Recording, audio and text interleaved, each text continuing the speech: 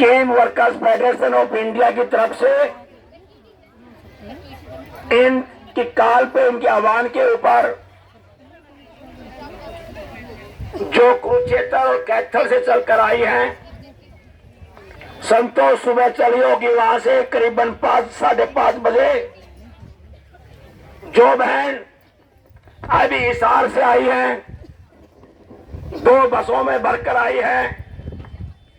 सोनीपत से जो बहन आई है, पानीपत से जो बहन आई है, और कोने में नू से जो बहन आई है, रेवाड़ी से जो बहन आई है, महेंद्रगढ़ से जो बहन आई है, गुड़गांव से जो बहन आई है, और तमाम जिलों से जो हमारी आंगनबाड़ी, हमारी आशा कार्यकर्ता यूनियन 2074, आंगनबाड़ी कार्यकर्ता सहायिका यूनियन 1996, मिड डे मील कार्यकर्ता यूनियन 2077, जो आप इतनी बड़ी रैली में यहाँ अपनी मांगों को पूरा करवाने के लिए आई हैं, मैं आप तमाम का तहे दिल से आपका क्रांतिकारी अभिनंदन करता हूं। बहनों, ये सरकार बहरी है, ये प्रदेश की सरकार गूंगी है।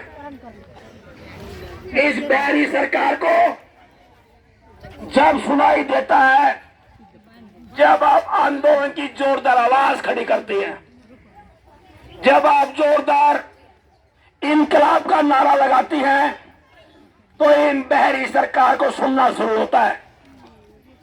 ये सरकार गूंगी बनी बैठी है।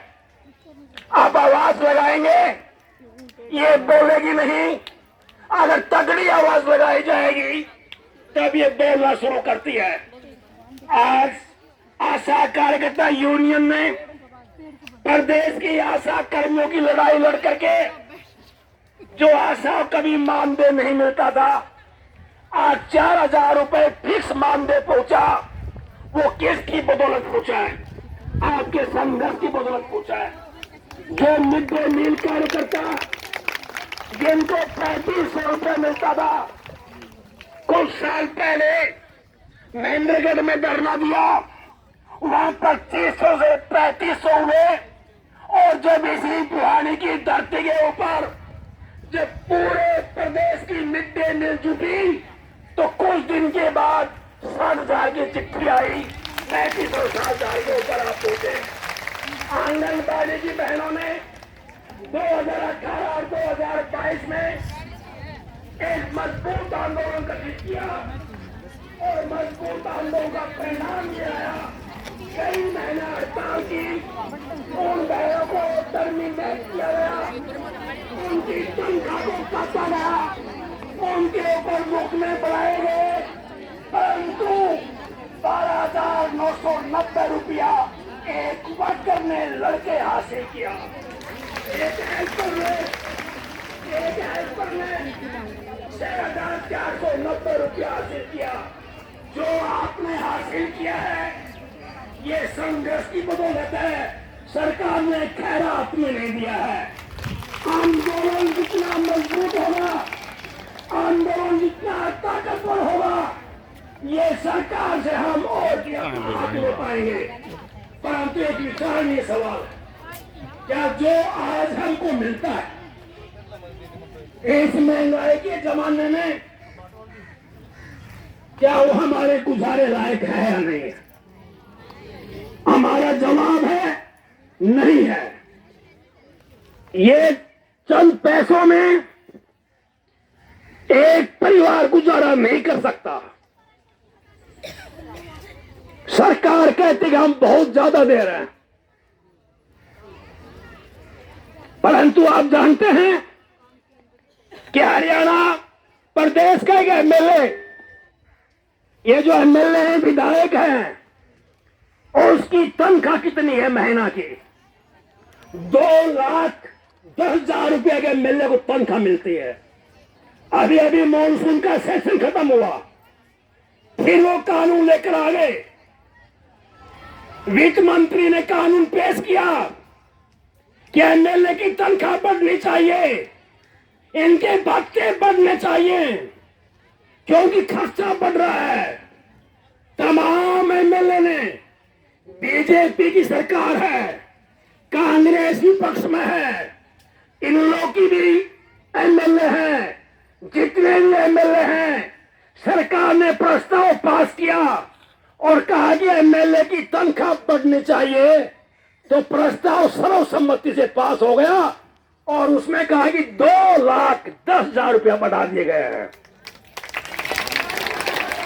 ये हमारी सरकार 2,10,000 रुपया, और हम कह रहे हैं कि आप हमें 26,000 रुपया दे दो। आप हमें 26,000 रुपया दे दो। आप न्यूनतम वेतन, कम से कम वेतन, जिससे हम गुजारा कर सके, 26,000 रुपया अगर मांगेंगे तो आपके ऊपर मुकदमे दर्ज किए जाएंगे। 26,000 रुपया मांगेंगे तो हमारे ऊपर एस्मा लगाकर हमारे हड़ताल को रोका जाएगा। 26,000 मांगेंगे, पुलिस डंडा लेकर आ जाएगी।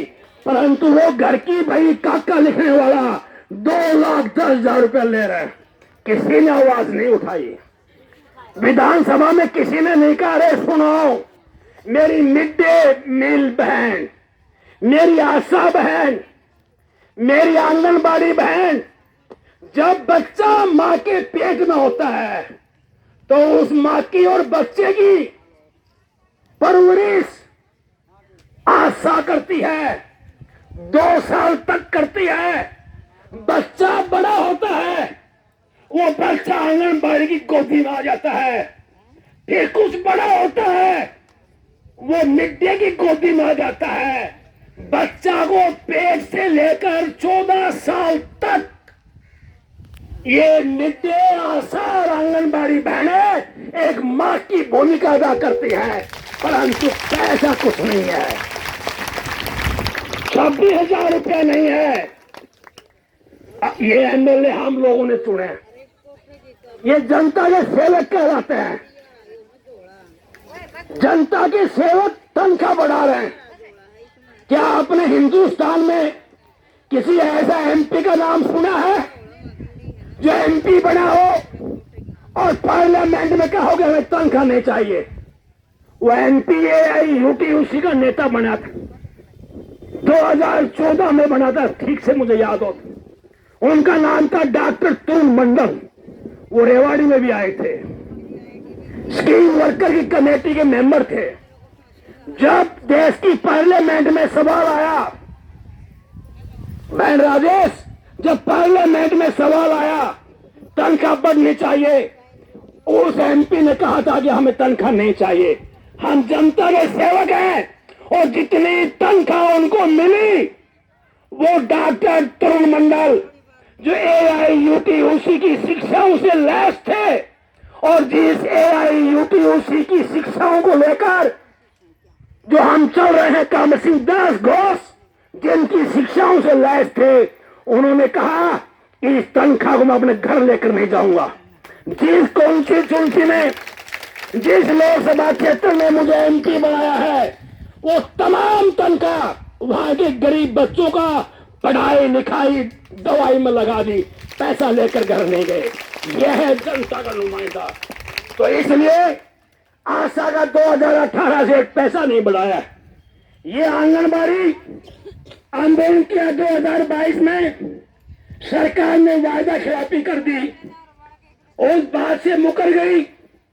अभी चौकीदारों 11,000 रुपये आंदोलन के रास्ते हुए। अरे आप न्यूनतम वेतन 26,000 रुपया दो, तब तक आप कम से कम आशा मिड डे के लिए 11,000 तो शुरू कर दो, तब तो हम माने और फिर न्यूनतम वेतन की तरफ बढ़े। इन आंगनबाड़ियों को कहा गया कि हड़ताल का 100 रुपया काट के दिया जाएगा, नहीं दिया। सिलेंडर खुद भरवाओ और फिर बच्चों को खराब आटा भी खिलाओ। 4-4 महीने का आता एडवांस पड़ा, सुरसुरी लगी हुई है। तो बहनों, रास्ता क्या है? आपके पास रास्ता एक है, वो रास्ता है आंदोलन। आंदोलन करेंगे, हम जिंदा रह पाएंगे।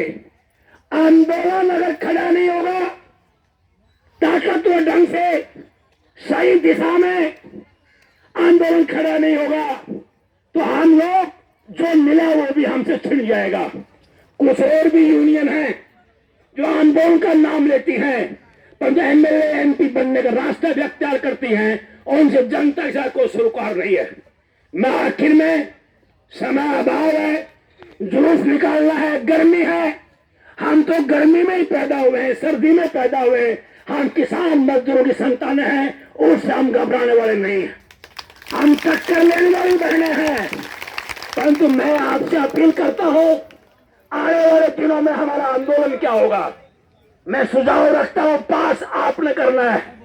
जो ये 17 अक्टूबर आएगा, आज जो ज्ञापन सरकार को दिया जाएगा, हम सरकार से कहेंगे इनको अमल में लाओ, ज्ञापन आपको पढ़ के सुनाया जाएगा, और नहीं तो 17 तारीख को काला एक रुमाल बांधकर, काला ड्रेस पहनकर हम तमाम आंगनबाड़ी आशा और मिड डे हम विरोध जताएंगे। और जो हमारे जिला के प्रधान सचिव वो डीसी के मार्फत एक सम्मेलन पत्र देंगे, 3-3 4-4 की टोली में जाकर के 17 अक्टूबर को ये होना चाहिए। सरकार अगर फिर भी नहीं मानती है तो आने वाले 19 नवंबर को हम तीनों स्कीम वर्कर्स मिलकर के, हमारा शिक्षक एक है यूपीयूसी जो टॉर्च है, जो रास्ता दिखाती है, हम जिला स्तर के ऊपर एक बहुत बड़ा आंदोलन करेंगे 19 नवंबर को। ये मैं आपके बीच में रख रहा हूं। और आने वाले फिर भी अगर सरकार नहीं मानती है तो 13 दिसंबर को दिल्ली चलेंगे, जंतर मंतर के ऊपर वहां पड़ाव डाल देंगे। और इन दिनों हम सरकार से बात करेंगे। हमको सरकार ने बुलाया था आशा के मामले में, हम गए थे। हमको दिल्ली में जो एनएचएम का डायरेक्टर वो हम गए थे। हमारी बातचीत भी चल रही है, हम इस बातचीत को आगे बढ़ाएंगे और जब तक हमारा आंदोलन जिंदा रहेगा। बातचीत तभी सकारात्मक हो सकती है जब पीछे से इनकलाब की लंबी आवाज आएगी, तभी सरकार मानेगी। यही बात कहने बात खत्म करता हूं। इनकलाब, इनकलाब, प्रदेश की आशा मीडिया में बड़ी बहनें जिंदाबाद, एआईयूपीयूसी जिंदाबाद, हमारी तमाम बहनें जिंदाबाद, हरियाणा सरकार मुर्दाबाद, इनकलाब। धन्यवाद आपका। एआईयूटीसी हरियाणा प्रदेश